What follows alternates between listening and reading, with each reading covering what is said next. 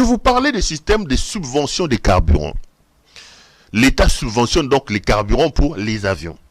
Et il est arrivé à un moment donné où l'État ne les faisait plus. L'État a eu des arriérés de un peu plus de 2 millions de dollars d'arriérés en carburant d'avion. Congo Airways ayant des problèmes, Congo Airways étant asphyxié, son directeur général, M. Pascal, va faire des démarches pour que l'État puisse décaisser un peu plus de 2 millions de dollars. Il fait des correspondances à gauche et à droite. Ce que je vous dis, je l'ai dans les PV d'audition de M. Pascal Kassongo. Parce que j'ai vu que cette affaire a été mise à jour par l'IGF. L'IGF parle des 11 griefs qu'il a retenus contre la société Congo Airways. Moi, je vous parle des auditions de ce week-end. Il a été donc arrêté, M. Kassongo a été arrêté, et il est passé à table comme le jargon judiciaire le dit. Dans le domaine de justice, quand un enquêteur te dit qu'il est passé à table, ça veut dire qu'il a accepté de dire toute la vérité. De quoi s'agit-il? Dans son audition, le directeur général de Congo Airways s'est vu reprocher la disparition de 612 000 dollars parmi les éléments retenus à sa charge. Je voudrais vraiment m'attarder sur ces 612 000 dollars. On lui reproche notamment un détournement de 612 000 dollars américains. De quoi s'agit-il? Ça, ce sont les dépositions des auditions. Lorsqu'il écrit pour que l'État puisse sortir les 2 millions de dollars américains d'arriérés des carburants, le dossier a évolué, mais le dossier a été bloqué par l'ancien ministre de l'économie nationale, M. Jean-Marie Kalumba. Pour votre information, Jean-Marie Kalumba est un homme très proche. À l'époque, il était très proche de Bahati Lukwebo. Il était membre de l'AFDCA. Et c'est d'ailleurs Bahati qui l'a placé à ce ministère-là. Jean-Marie Kalumba bloque les dossiers comme ministre de l'économie. Il fait venir monsieur le DG. Il dit, écoute, moi j'ai reçu les instructions de ma hiérarchie, notamment de mon autorité morale qui s'appelle Bahati Lukwebo.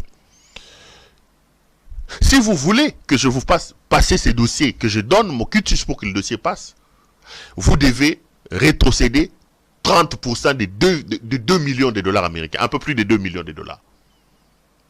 Je vous dis ça pour que vous puissiez vous rendre compte des gens qui sont en train de vous diriger. Je cite les noms.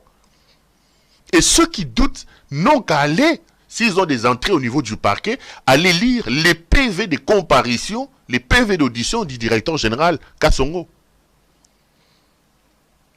Le ministre Kalumba va exiger au nom de M. Bahati Lukwebo 30% de ces 2 millions de dollars américains.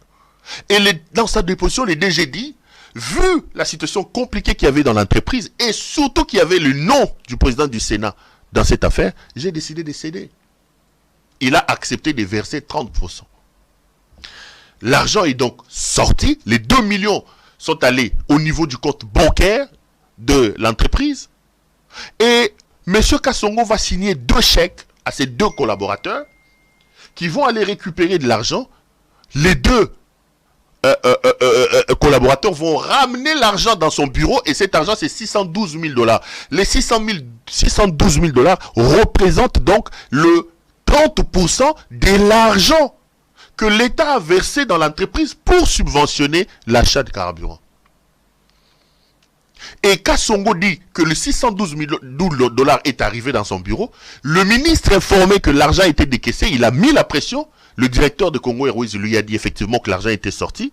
Le ministre a envoyé sa collaboratrice pour aller chercher l'argent. La collaboratrice en question s'appelle Arlette Bahati. Arlette Bahati, en fait, c'est la fille de Modeste Bahati Lukwebo, président du Sénat. Étant donné que le ministère de l'économie était un ministère qu'on a attribué à l'AFDC, Bahati a placé ses enfants dans ce ministère-là.